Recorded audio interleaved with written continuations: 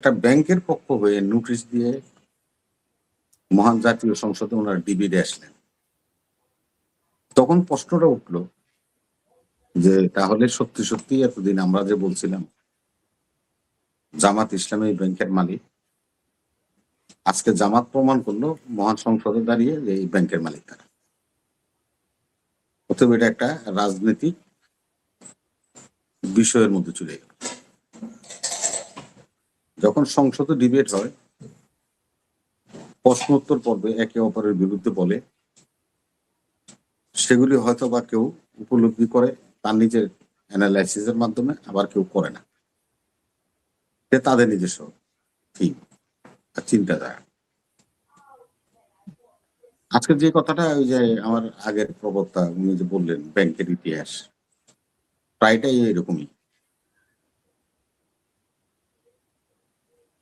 তবে আজকে যারা ইসলামী ব্যাংক নিয়ে কথা বলছে আপনার এখানে শো করে, শত শত বক্তার বক্তব্য শুনি আমরা, এবং রাজপথে যারা আন্দোলন সংগ্রাম করছে তাদের কথাও শুনি।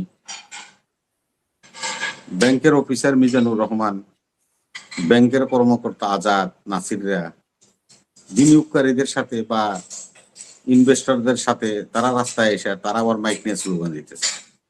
এই দৃশ্য কিন্তু আমরা দেখছি। এখন প্রশ্নটা হলো, এই খুরশেদ আলমের এই নিয়োগের পরে বাংলাদেশে আরো দুইটা নিয়োগ হয়েছে। একটা হলো সম্মিলিত ইসলামী ব্যাংকের গত পরশুদিন এমডি এবং চেয়ারম্যান নিয়োগ দেওয়া হয়েছে। সম্মিলিত ইসলামী ব্যাংক 5টা ব্যাংক রেজেক্ট করা হয়েছে।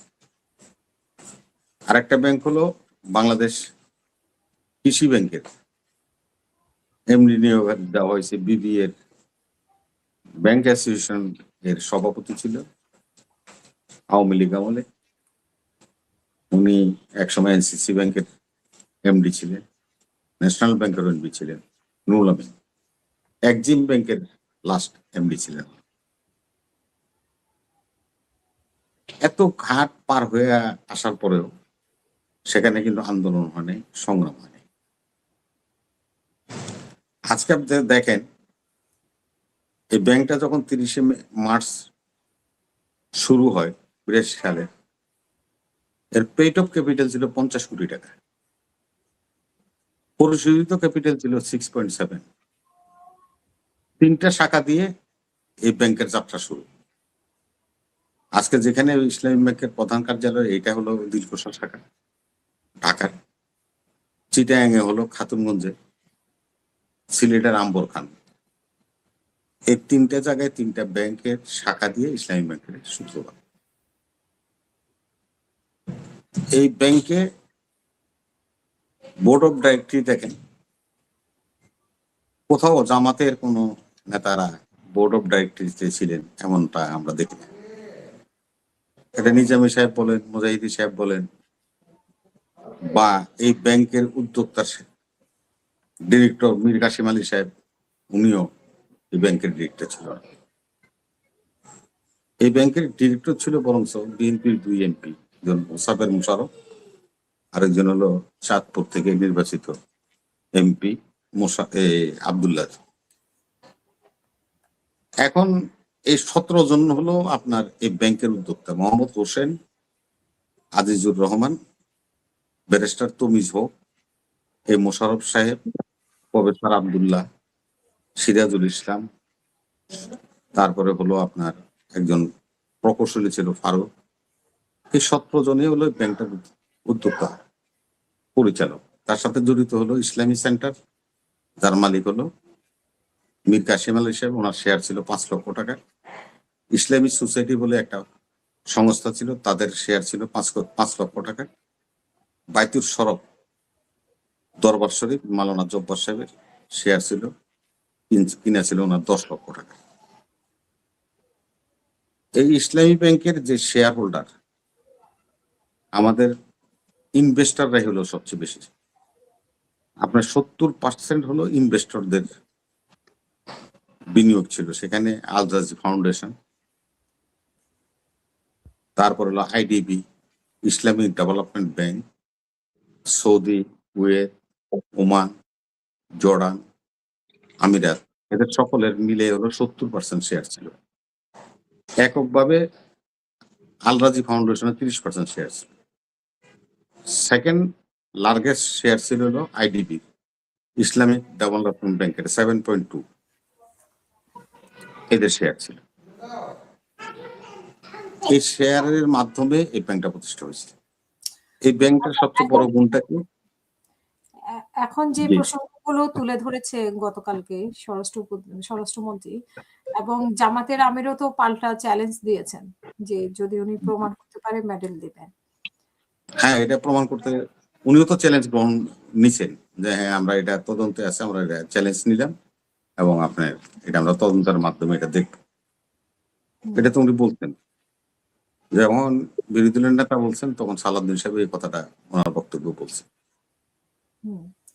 আমরা দেখেন এই ব্যাংকটা যে প্রতিষ্ঠা হলো, যে কথাটা উনি আমার আগের বক্তব্য বলছেন এবং আজকে বিরোধী দলের উপনেতা আব্দুল্লাহ মোহাম্মদ তাহেরও বলছেন সংসদে যে জিয়াউর রহমান সাহেবের এটা উদ্যোগে ব্যাংকটা প্রতিষ্ঠা হয়েছিল। যখন ইসলামী সম্মেলন সংস্থায় ব্যাংকিং এর কথাটা বলছিল তখন বলছিল যে তোমরা তো পশ্চিমা স্টাইলে ব্যাংক চালাও, তোমাদের দেশে তো শরিয়া ভিত্তিক ব্যাংক নেই, তাহলে তোমরা ব্যাংক প্রতিষ্ঠা করলে চালাবে কেমনে, কালচার সম্বন্ধে তোমরা অভিজ্ঞ না। তখন ইসলামী ব্যাংক পরামর্শ দিয়েছিল যে আপনি যতগুলি ব্যাংক আছে প্রত্যেক ব্যাংকে একটা করে ইসলামী বুথ তৈরি করেন, সেখানে একটা লেনদেন হবে, ওই লেনদেনের মাধ্যমে আপনার জনগণ ইসলামী ব্যাংকিং সম্বন্ধে ধারণা নেবে এবং জানতে পারবে। এটা 78 সালের পরে 81 সালে এসে জিয়াউর রহমান এই ব্যাংকের যিনি নাকি লাইসেন্স নিয়েছিলেন ওনার নাম আজিজুর রহমান, উনি সোনালী ব্যাংকের স্টাফ কলেজের প্রিন্সিপাল ছিলেন এবং পরবর্তীতে উনি সোনালী ব্যাংকের একসময় এমডিও ছিলেন।